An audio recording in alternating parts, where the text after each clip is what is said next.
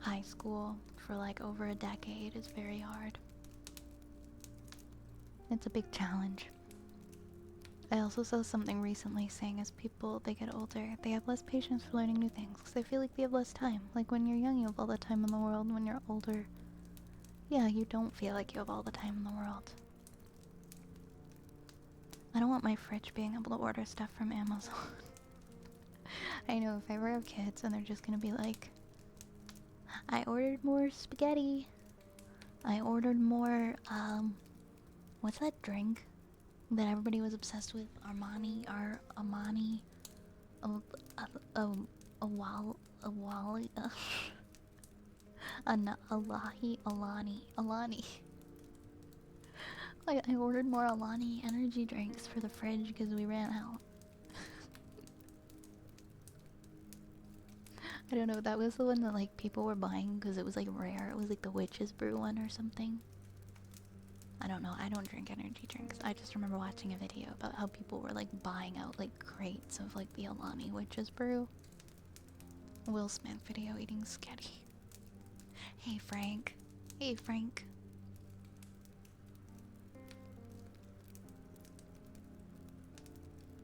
Oh yeah, the Prime one though, yeah. Yeah, that was so weird how obsessed people got over like the stupid cans for the energy drinks. You know, like I have to buy all these cans because they're rare. And I don't want anyone else to have them. I want to wallpaper my room with the energy drink cans. Like people were sticking them to their walls. It was so strange. Basically, people have never had the knowledge and gumption to do and understand basically whatever they want for a while, and it's just a matter of what gets funding and what they can get when they get what they can get paid to focus on.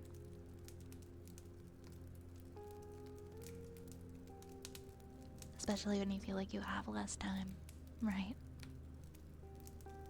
What bugs me is I found out with streaming in 2014 when I started, they made it way harder to set it up than it should have been. I'm like, why can't I just do this? I remember it seeming so much harder to set up before compared to when I like first learned what streaming was and started, and like I first started playing around with it in 2020 and I was like, this isn't actually that hard. Are they tasty? I've never had them. I can't have energy drinks. I can't have them. They make my heart beat really fast and make me feel like I'm going to die, so I don't drink them. No Prime energy drink for me. Yeah, that's what scares me. It's like, no, you have kids having heart attacks. You have kids having heart attacks because they're taught that they can just drink the energy drinks like drinking a soda. It's so scary. It's so scary. I come home from work, and my kid has bought so much cookies or SpaghettiOs, even though they don't like SpaghettiOs. But they did it because the TV commercial said I'd love SpaghettiOs. My god, what a nightmare. I will never get a fridge that has like Wi-Fi and lets you order things. I don't need a smart refrigerator.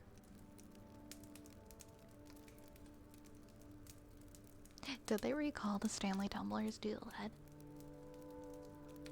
Okay, I don't want to, like, if you have a Stanley tumbler, I'm not trying to be mean to you, but I don't understand the appeal because I think they're really ugly. Like, I think they look terrible. They're really, like, clunky. And it's just this big thing with a straw sticking out of it. And it just seems so annoying.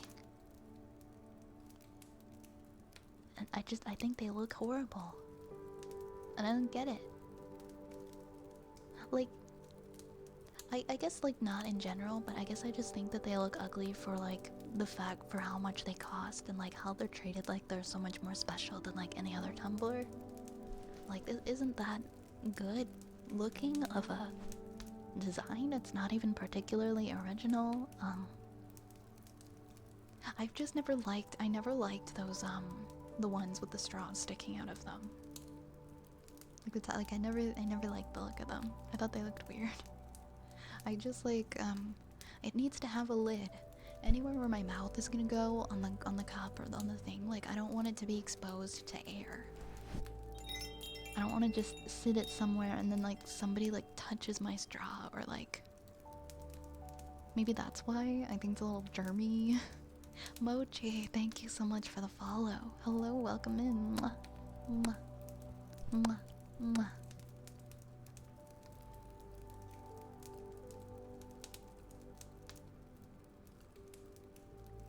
Yeah, Nation, I don't know, some gas stations gotta be fronts for something. I believe they're like little, like, slot machines.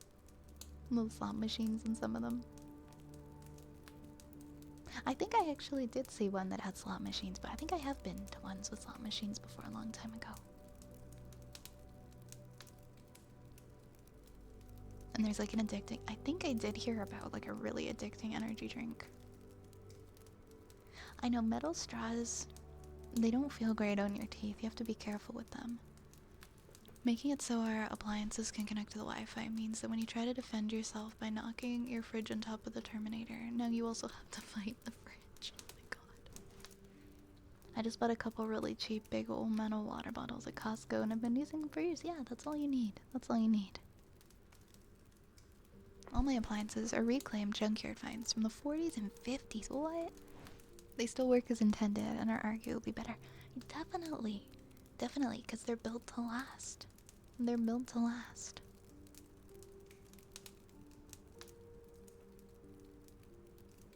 Ah, they're called games of chance. Really? She used to work at a gas station with slot machines. They don't have those here. They only have them in the US. We have OLG, we have lottery. We just have lottery and like little lottery games and scratch offs, but we don't have slot machines. Hi Rubik, welcome in. Welcome in, how are you doing? I'm gonna continue with the redeems because I got super behind. I got so behind, thanks for that, Adri. I'm like really behind on them now. That's okay, we've got so many we can do now, so it'll be great. Also, I haven't really had a bite of my rice, so give me 1 second so I can have some.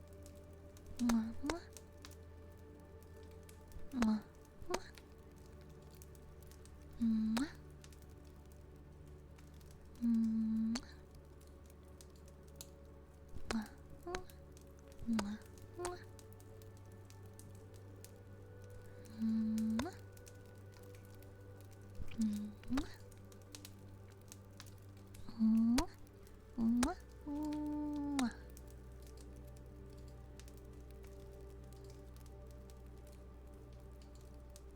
Okay, we'll do sensory slug next.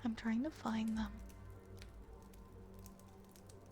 A combo movie of the first Transformers movie, from the Bayverse crossed with Terminator, Megatron trying to weaponize humanity's technology against us due to it being based on his circuitry, and Skynet trying to take over the Autobots.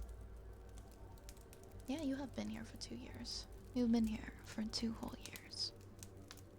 It's been a slice. It's the final countdown. Should I count down? I'm gonna count down the last minute of Leviathan. We will sit in the suspense together of if it is really truly the last minute. I don't think it's made it to 1 minute before. I think this might be it. 1 minute, 59, 58, 57, 56, 55, 54, 53, 52, 51, 50, 48, 46, 45, 44, 43, 42, 41, 40, 39, 38, 37, 36, 35, 34, 30. Ah, why can't I keep up with it? Why does it go so fast? Thank you for the headpads. 25, 24, 23, 22, 20. Whoa. Oh my gosh, with 20 seconds left. More polls. Thank you so much for the 5 gifted. Thank you for the 5 gifted. Oh my gosh. I can't believe it. Thank you so much. Thank you so much. Thank you. That's really kind of you. Thank you. That adds 25 more minutes to the timer. Thank you for the 5 gifted. Thank you, more polls. I'm gonna add your name onto the model. Please let me know if there are any triggers that you would like. I was like, are you for real? There's 20 seconds.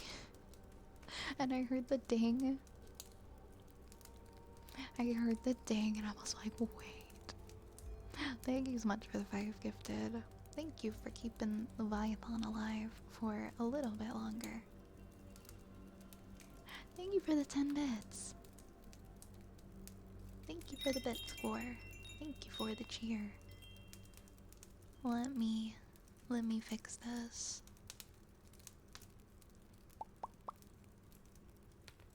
Where the heck? Where's my names folder? There you are. Okay, I'm gonna copy. I'm gonna paste.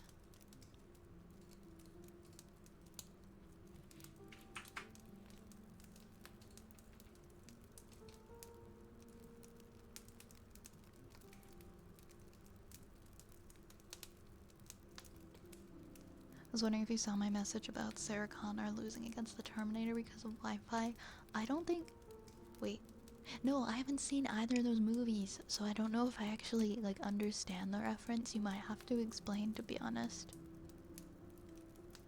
There are some pretty, like, pinnacle movies like that I've just never seen. Where was I? I was in VTube Studio, and I was going to add... Oh, you can see the redeems if you go into the channel points section. Everything's listed in the channel points. And you can just ask for whatever one you would like.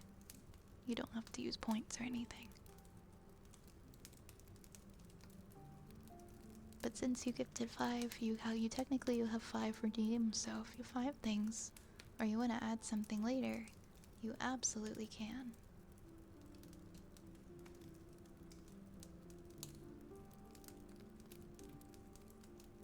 Is Terminator a Christmas movie?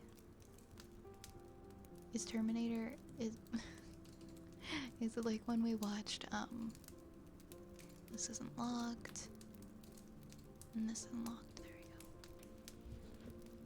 go. We watched Die Hard. Die Hard was a Christmas movie. Ooh, what is in my eye?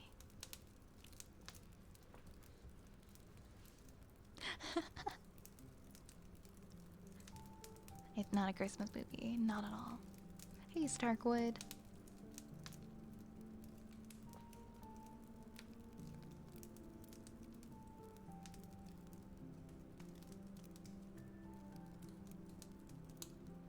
Thank you again so much for the gifted. Yes, of course, we can do. You would like tuning forks and ear rubs? Yeah, I'll do those for you right now. Of course. Also, Raze, I don't remember what you wanted for your storytime request because you changed it to something else, but I didn't bookmark the link. Okay, Christmas appropriate and being a Christmas movie are two separate things. Well, that's true.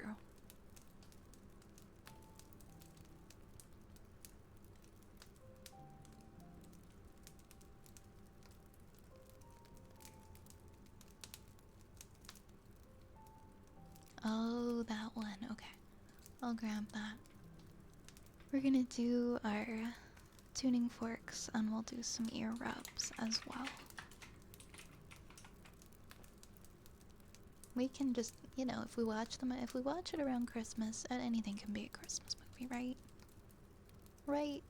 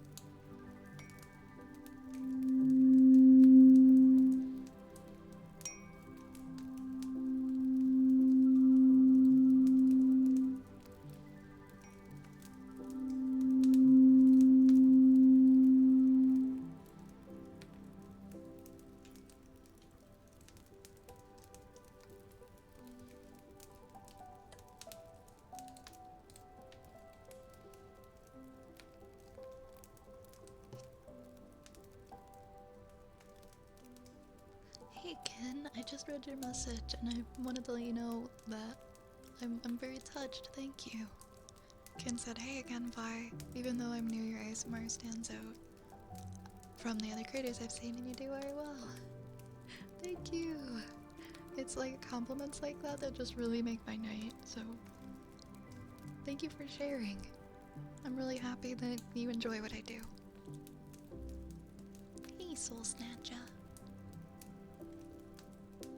Hey. Hey, Prodigy. Hey, Prodigy, you're welcome. I am having a nice evening, thank you. I wonder how the tuning fork sounds if you hold it in your teeth. Ooh, I don't know about that one. That'd be awful. Ooh. That'd be terrible. I would not like that. Now we'll do some ear rubs for more pulse as well.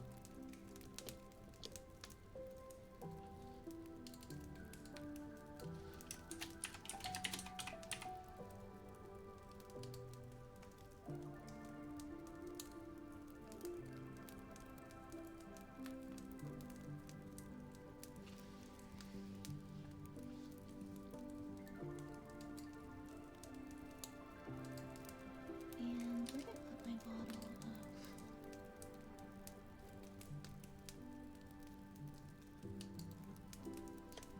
Hey Spree, welcome on in. Welcome.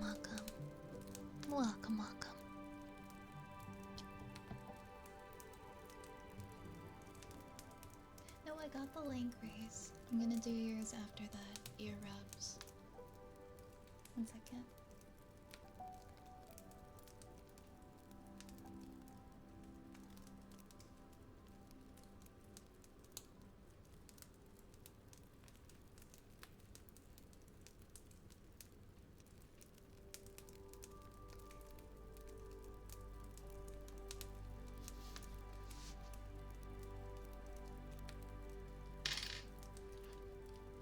Alright, got it.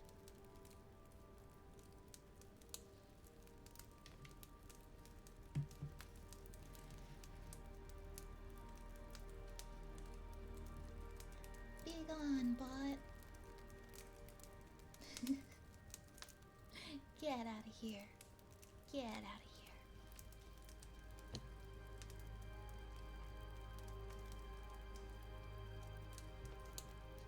Every time I come here, you have me relaxing almost immediately. Thank you. I'm happy. I'm happy that I'm able to help people relax.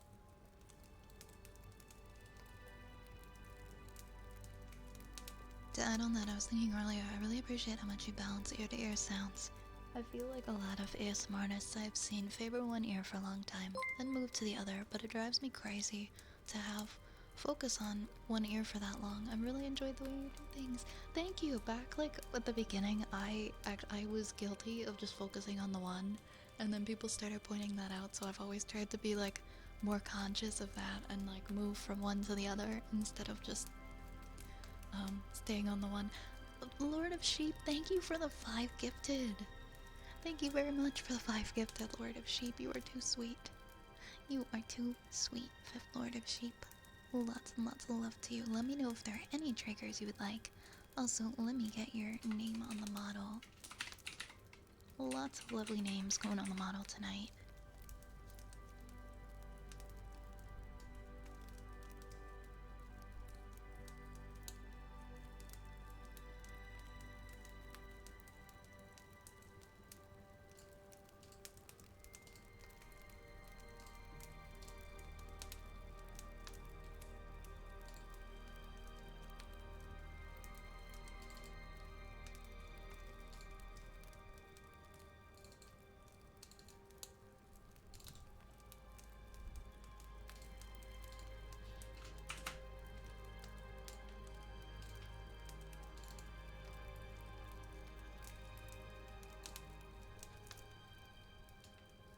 Think anything with numbers should be at the bottom, or would it be at the top? Oh, there we go.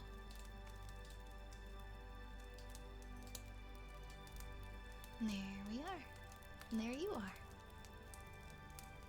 Thank you very much. Thank you kindly. Let me know again if there are any triggers that you would enjoy.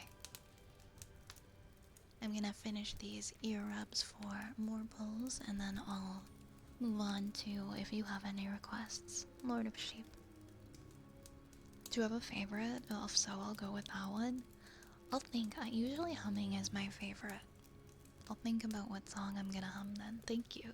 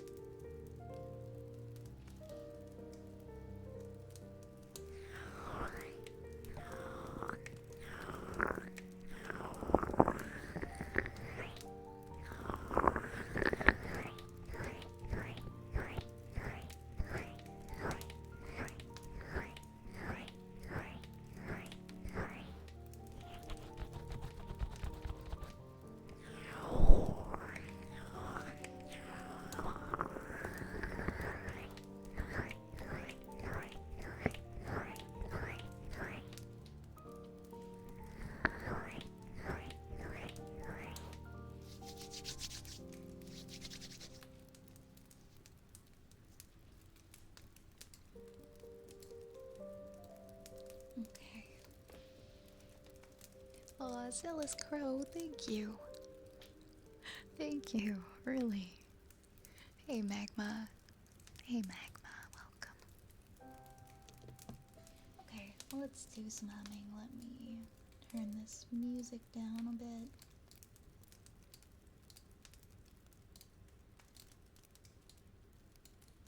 Of course, thank you. Thank you for the support.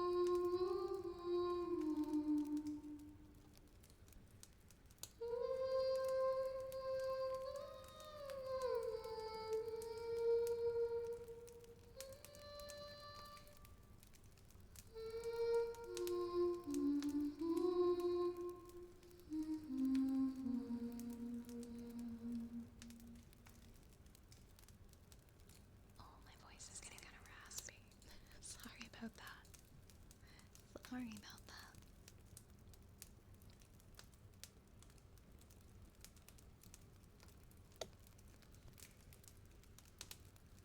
I'm glad you guys enjoyed. Thank you. Thank you, Magma.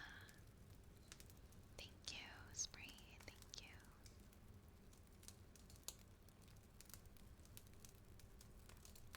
Let's see. Okay, we did humming. What else do we have going on? What else do we have going on? We've got... Oh wait, Raze, is it your turn?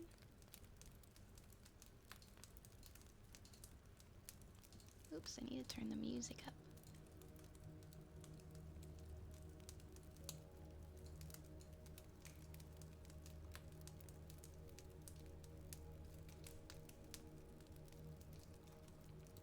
I don't know.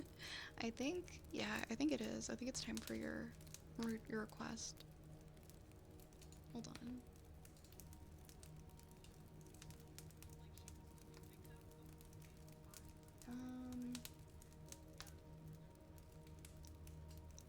Okay,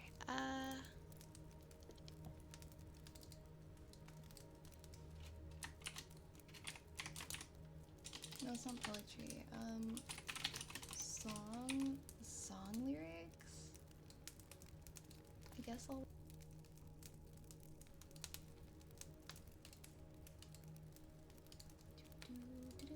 Close this.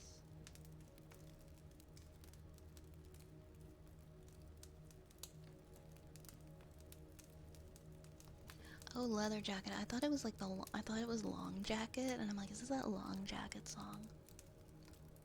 Leather Jacket by the Ark House. Hundreds of stories before I showed up, and they tell them to me and pull photos up. And they're all connected like a pair of handcuffs. No one seemed affected. That everyone is fucked. But there was a softness, some kind of understanding. Those 2 a.m. decisions, always shaky landings, and no one ever knew what could be demanded. Maybe it's the cards that she was handed. You called me up from a payphone. I said, hang tight, I can drive you home. I pulled on up with a southern accent. I offered you my dad's leather jacket. I met her at a party. She'd come straight from work.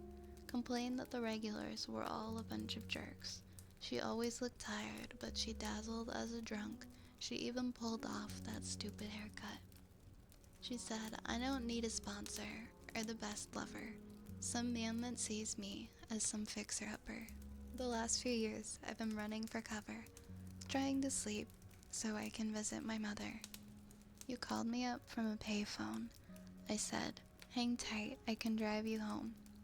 I pulled on up, and with a southern accent, I offered you my dad's leather jacket. When times were tough in the worst years, we never knew how to interfere. And now you're back and just unpacking. Those bruised up takers you keep attracting. In September, when it goes off like some goddamn alarm clock, and it hits her like a third slot, conversations she just stares off. There's no longer a voice calling when she goes out, saying, I'll be up waiting for you. You called me up from a payphone. I said, hang tight, I can drive you home. I pulled on up, and with a southern accent, I offered you my dad's leather jacket. When times were tough in the worst years, we never knew how to interfere. And now you're back, and just unpacking those bruised up takers you keep attracting. You call me up from a payphone. You call me up from a payphone. You call me up from a payphone. You call me up from a payphone. And I said, who the fuck uses a payphone? The end of, the end. No, I'm gonna have a little bit of water.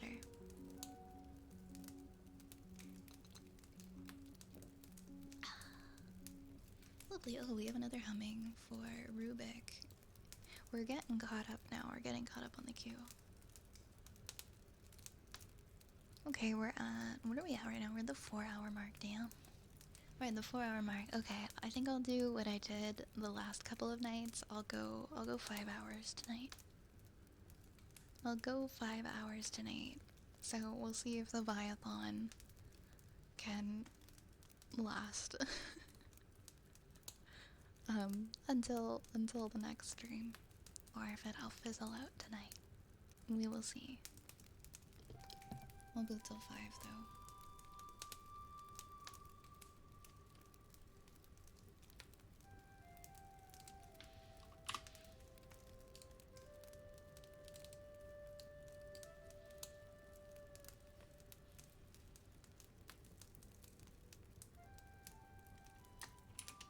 Yeah.